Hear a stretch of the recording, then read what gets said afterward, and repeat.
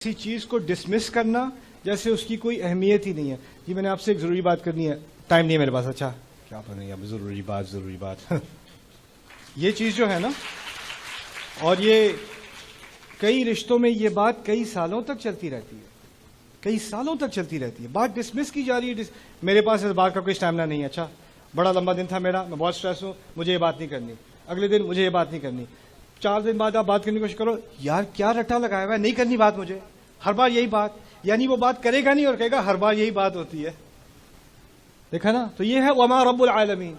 تنزیہ بات ہے, ڈسمس کرنے والی بات ہے. اب اس کے بعد بھی انسان چپ ہو جاتا ہے, اب یہ بات کرنا ہی نہیں چاہ رہا, میں کیا کروں آگے سے, مجھے تو چپ کرا دیا انہوں نے. اس طرح السلام کو کیا پختگی دی اللہ نے.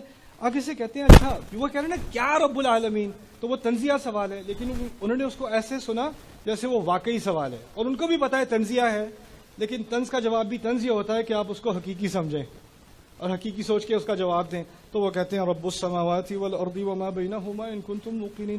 وہ تو رب تمام آسمانوں کا اور زمین کا, اگر تم باقی سب یقین کرنے کے لیے تیار ہو تو.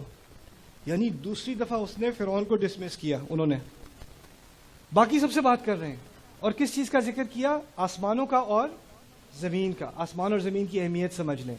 فرائنہ کا ایمان تھا, ان کا یقین یہ تھا, ان کے عقائد میں تھا کہ اصل خدا سورج ہے اور سورج کی اولاد فرائنہ ہے. تو جو سورج اٹھتا ہے اور جاتا ہے نا, وہ ان کا معبود ہے وہ, اور وہ آسمانوں کا معبود ہے اور زمینوں کا معبود فرعون ہے. یہ ان کا فلسفہ تھا.